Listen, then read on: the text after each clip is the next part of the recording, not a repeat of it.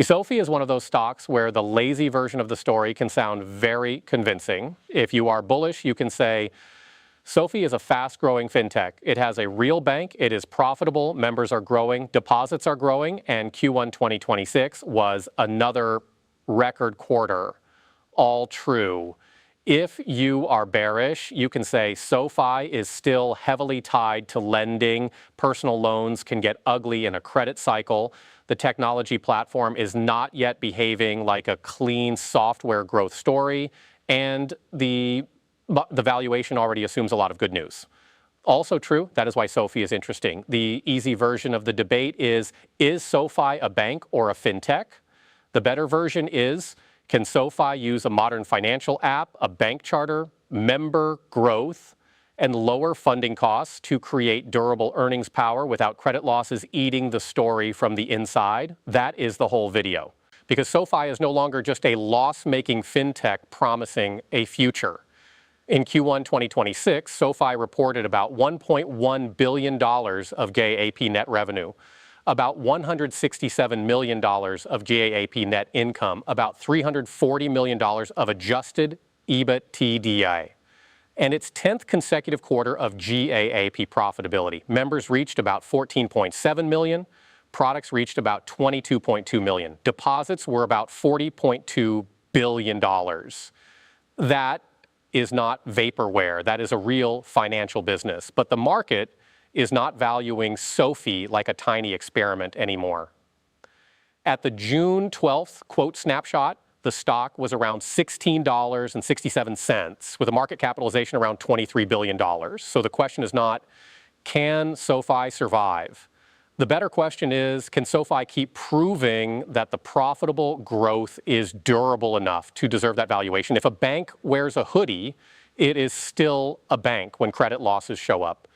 And SoFi is basically that tension in ticker form. It has the app, it has the brand, it has the growth. It also has a large loan book, deposit funding, credit sensitivity, and regulatory risk.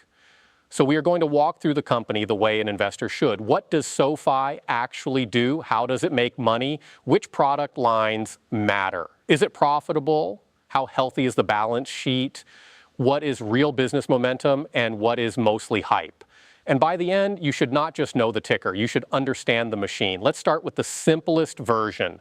SoFi Technologies is a digital financial services company. That phrase is vague, so let's make it concrete. SoFi has three main reportable segments. First, lending. This includes personal loans, student loans, and home loans. Second, financial services. This includes SoFi Money, SoFi Checking, and savings-style banking products, SoFi Invest, SoFi Relay, credit card, at work, crypto-related services, and other consumer financial products. Third, technology platform. This is where Galileo, Technisys, and SoFi Technology Solutions sit. That business provides payment processing, banking core, ledger services, risk and fraud tools, and infrastructure that other financial companies can use. SoFi is not one product. It is trying to be the financial operating system for a member.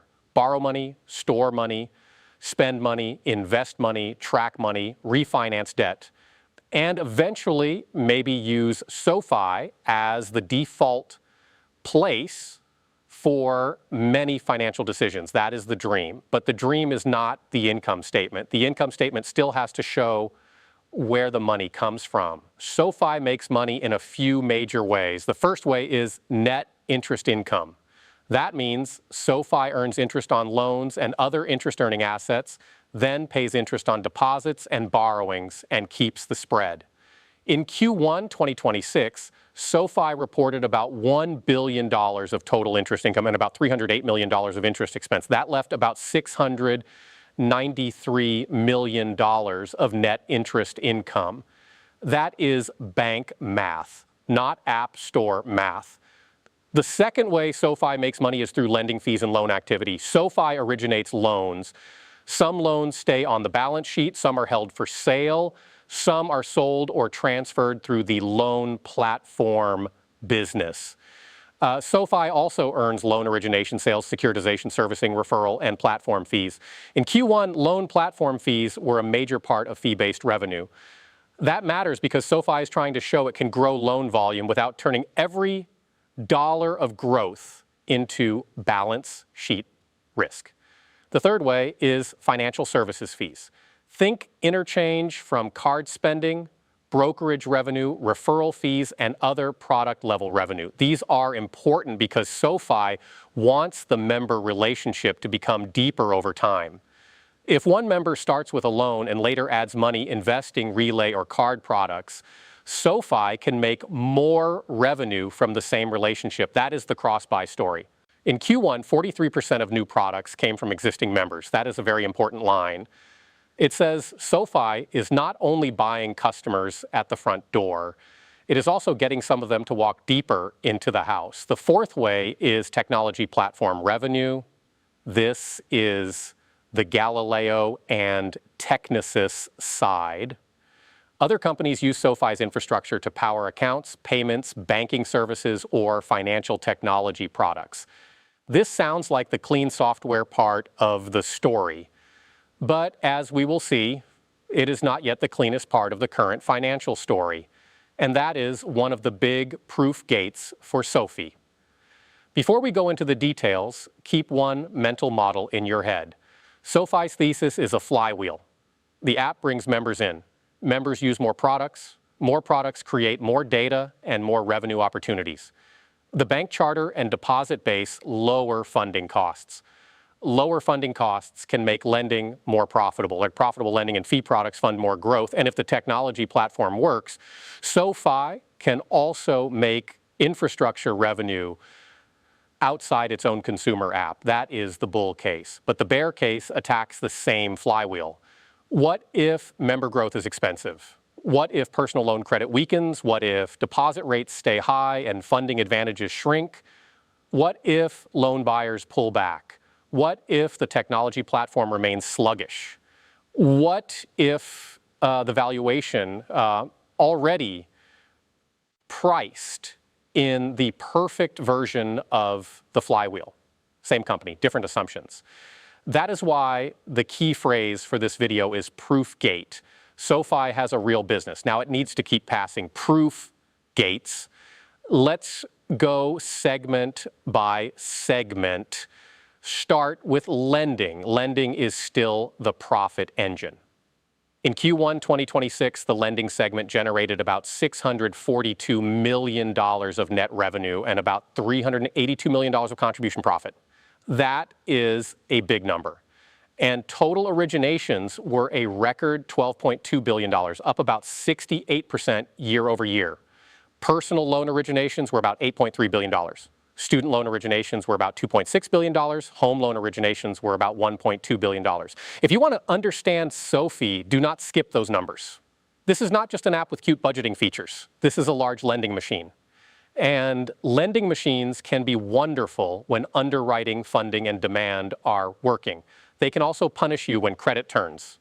The personal loan number is especially important. Personal loans are unsecured consumer credit. There is no house behind the loan like a mortgage. There is no car that can be repossessed like an auto loan. The underwriting has to be good. The borrower selection has to be good. The pricing has to compensate for expected losses. And the company has to manage fair value marks and loan sale markets. In Q1, SoFi reported that the personal loan annualized charge-off rate was about 3.03%. Management also talked about an estimated all-in annualized personal loan net charge-off rate, excluding late-stage delinquent loan sales, of around 4.4%. Those numbers are not screaming disaster, but they are exactly where investors need to keep watching. Credit quality is the fire marshal in this building. Revenue can throw a party. Credit decides whether the room is over capacity. The 10Q makes this even clearer. SoFi disclosed that a 10% immediate change in credit loss rates would impact pre-tax income by about $177 million. That does not mean the loss will happen immediately. It means the income statement is sensitive to credit assumptions. For a company with about $167 million of Q1 net income, that sensitivity is not tiny. This is why you cannot analyze SoFi like a pure software company. A pure software company may have churn risk, sales cycle risk, and margin risk. SoFi has those kinds of operating risks plus bank-style credit and funding risk. Now, SoFi is not ignoring this. One of the important strategic moves is the loan platform business. In Q1, SoFi said personal loan originations included about $3 billion originated for third parties through the loan platform business. It also said more than $3.8 billion of personal and home loans were sold or transferred through that business. That matters because it can let SoFi monetize demand and underwriting without keeping every loan on its own balance sheet. In simple terms, SoFi wants to be a lender, but it also wants to be a loan production and loan distribution platform. If that works, the lending engine can grow without making the balance sheet carry all the weight. If that does not work, then loan growth can become heavier. Heavier means more capital, more funding, more fair value exposure, and more credit cycle sensitivity. That is proof gate number one. Can SoFi keep growing lending while keeping credit losses and balance sheet pressure controlled? Now move to financial services. This is the segment that makes the SoFi story feel different from a normal lender. In Q1, financial services generated about $429 million of net revenue and about $196 million of contribution profit. Financial services products reached about 19.3 million. That segment includes products like SoFi Money, Relay, Invest, Credit Card, and other services that can deepen the member relationship. The key idea is not that every product is equally profitable today. The key idea is that products create a relationship. A lending-only customer may refinance once and leave. A member who stores cash, checks balances, invests, pays with a card, tracks finances, and borrows may become more valuable over time. That is the cross-buy argument. And SoFi's Q1 numbers give some support to that argument. Members grew 35% year over year to about 14.7 million. Products grew 39% to about 22.2 million. The company added a record 1.8 million products in the quarter. Again, 43% of new products came from existing members. That is a real metric. It does not prove lifetime value by itself, but it tells you the product ladder is being used. Now, the most important financial services number may be deposits. Deposits were about $40.2 billion at the end of Q1. Average total deposits were more than 90% of average total liabilities. And SoFi said the average rate paid on deposits in Q1 was 155 basis points lower than warehouse facilities, translating to about $622 million of annualized interest expense savings. This is where the bank charter matters. When SoFi can fund loans with deposits instead of more expensive warehouse funding, the economics can improve. That is a real business advantage. But deposits are not magic. Depositors have to be attracted and retained. If rates are competitive, SoFi may pay for those deposits. If rates fall, customer behavior can change. If the brand loses trust, deposits can move. So do not treat deposit growth as free money. Treat it as a strategic funding base that must remain stable and cost efficient. That is proof gate number two. Can SoFi keep growing deposits and financial services relationships without paying away the advantage? Now, let's talk about the segment that sounds like it should be the easiest to love technology platform. This is the Galileo, Technisys, and SoFi Technology Solutions part of the company. It is attractive because infrastructure revenue can look more software-like. In theory, it can be less balance sheet intensive than lending. In theory, it can diversify the company. In theory, it can justify a higher quality valuation if it grows well and produces durable margins. The phrase "in theory" is doing some work there. In Q1 2026, technology platform net revenue was about $75 million. That was down from about $103 million in the prior year quarter. Enabled accounts were about 133 million, down 16% year over year because of a large client transition before the end of 2025, though up about 4 million sequentially. So the technology platform is real, but right now it is not the cleanest growth proof in the company. This is important because a lot of investor conversations want to give SoFi credit for being part bank, part software platform. That may eventually be fair.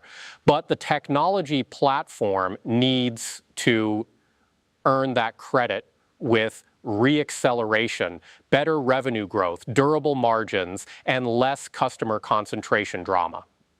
Otherwise, investors are paying bank risk multiples and software dream multiples at the same time. That is a dangerous buffet. You can eat there, but you should know what is on the plate. So proof gate number 3 is, can the technology platform return to credible growth and become a meaningful second engine instead of a nice strategic idea with uneven reported results? Now we need to separate hype from actual business. SoFi gets discussed around fintech, banking, AI, crypto, and now stablecoin optionality. Some of that is relevant, some of it is noise. In Q1, net crypto transaction revenue was less than $1 million. That is not a core earnings engine today. That is a side quest. Side quests can become interesting, but you do not value the main company around the side quest, unless the side quest starts bringing treasure back. SoFi also disclosed risk factors around SoFiUSD, its proprietary stablecoin. The 10Q warned about regulatory, operational liquidity, technology, compliance, custody, and reputational risks. It also noted that the legal and regulatory framework for stablecoins is uncertain and evolving. That does not mean SoFiUSD is bad.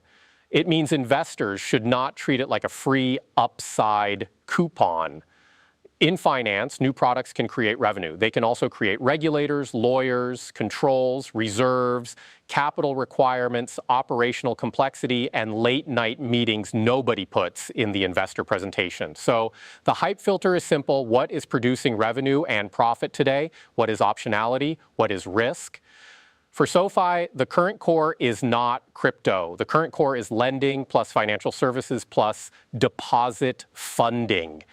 The technology platform is real, but it needs to re-accelerate. Crypto and SoFiUSD are optionality and risk, not the current center of the thesis. Now let's look at financial health. At March 31st, 2026, SoFi had about $3.4 billion of cash and cash equivalents.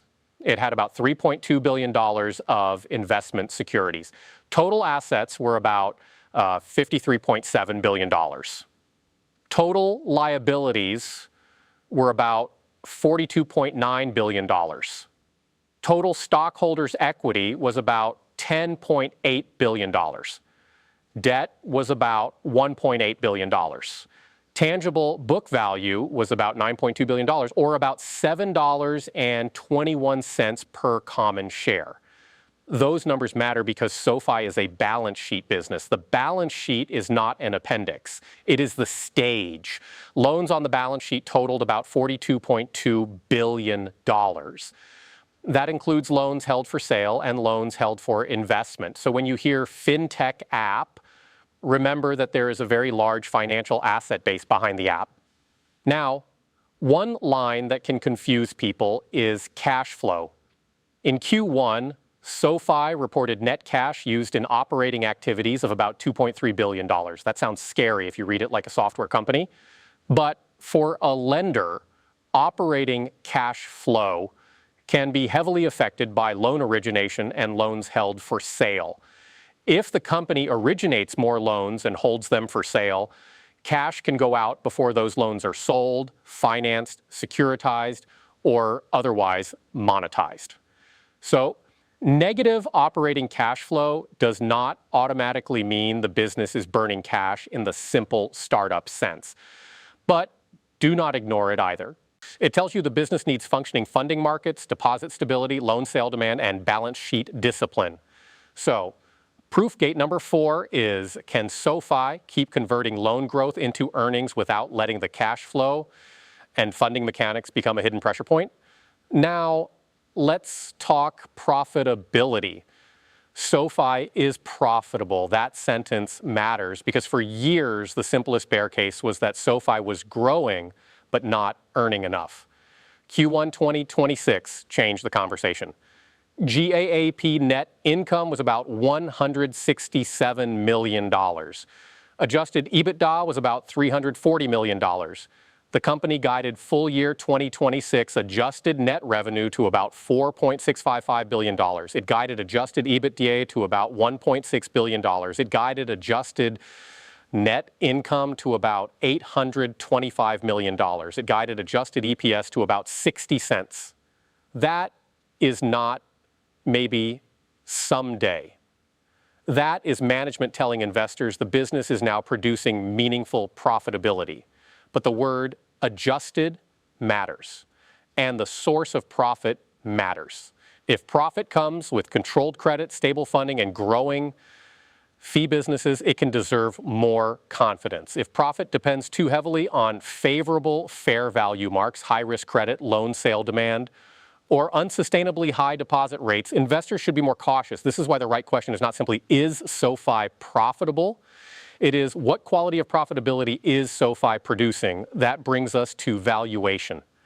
At the June 12th snapshot, SoFi's market cap was around $23 billion. Using management's 2026 adjusted net revenue guide of about $4.655 billion, that is roughly 5 times guided adjusted net revenue. Using management's adjusted net income guide of about $825 million, that is roughly 28 times guided adjusted net income. Using Q1 GAAP net income annualized, which is a rough and imperfect shortcut, the multiple is roughly mid-30s times earnings. And using tangible book value per share of about $7.21, the stock price around $16.67 is roughly 2.3 times tangible book value. Do not treat those as precision targets. They are a snapshot and the stock price changes, but they tell you the category. SoFi is not priced like a sleepy regional bank. It is also not valued like an unprofitable concept stock with no revenue. It sits in the middle. The market is paying for a hybrid bank-like earnings power, fintech-like growth, and maybe some software platform optionality. That can be justified if the proof improves. It can be painful if the proof stalls. So here's the bear case, Steelman. The bear says, yes, Q1 was strong, but the stock already prices in a lot of execution. Lending is still the biggest profit engine, and personal loans are credit cycle sensitive. If unemployment rises, consumer stress increases, or fair value expectations worsen, earnings can move quickly. The balance sheet has grown large. Loan growth can use cash and depend on loan sale and funding markets. Deposits are valuable, but they are not free. The technology platform is not yet showing the growth profile investors hoped for. Crypto and stablecoin optionality are not large enough to change the current earnings story and can create regulatory complexity.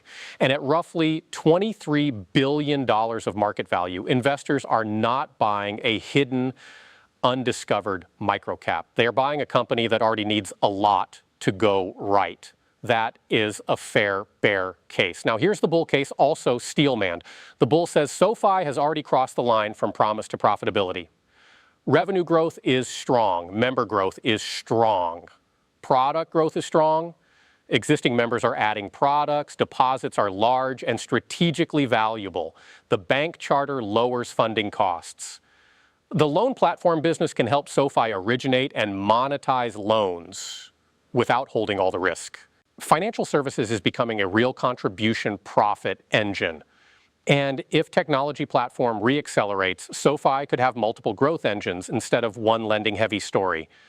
The bull does not need SoFi to be a pure software company. The bull needs SoFi to become a high-quality digital bank and financial platform with durable member relationships, disciplined credit, and improving returns on equity. That is also a fair case. So what should investors watch? Here is the practical scoreboard.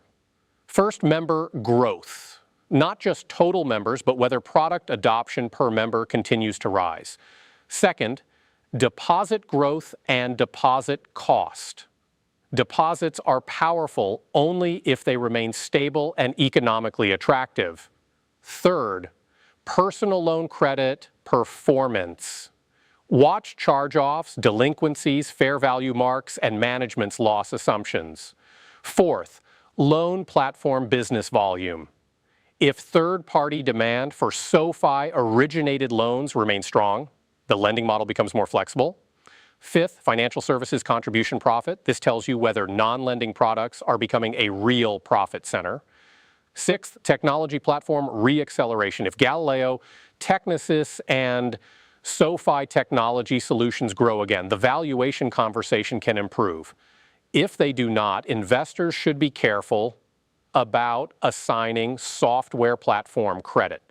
Seventh, capital and cash flow. Operating cash flow, loan balances, funding mix, warehouse capacity, deposits, and tangible book value all matter.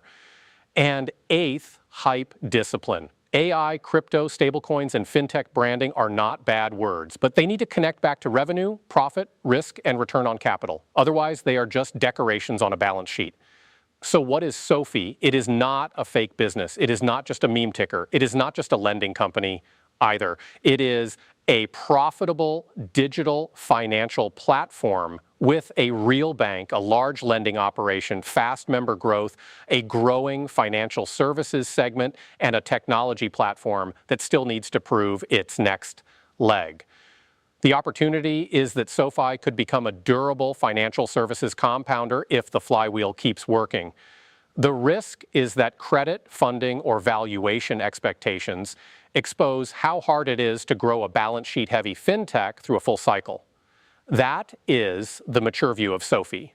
Not to the moon, not this is just a bank, not this is just an app. The better label is SoFi is a proof stock. The company has already delivered more proof than skeptics expected a few years ago. Now the valuation demands the next proof: profitable growth that survives credit pressure, deposit funding that stays valuable, loan sales that remain healthy, financial services that keep scaling, technology platform that stops being the awkward part of the story and starts pulling its weight again. If those things happen, the bull case gets stronger. If they do not, the stock can still have a good app, good branding, and good headlines, while the investment case gets much more complicated. That is the line to remember. The app is the front door. The loan book is the kitchen. And in finance, the kitchen is where you find out whether the business is really cooking or just making noise. This video is for education only. No buy, sell, or hold recommendation, no price target. Just the framework. SoFi is real. SoFi is profitable. SoFi is growing. And SoFi still has to pass the credit, funding, technology platform, and valuation proof gates.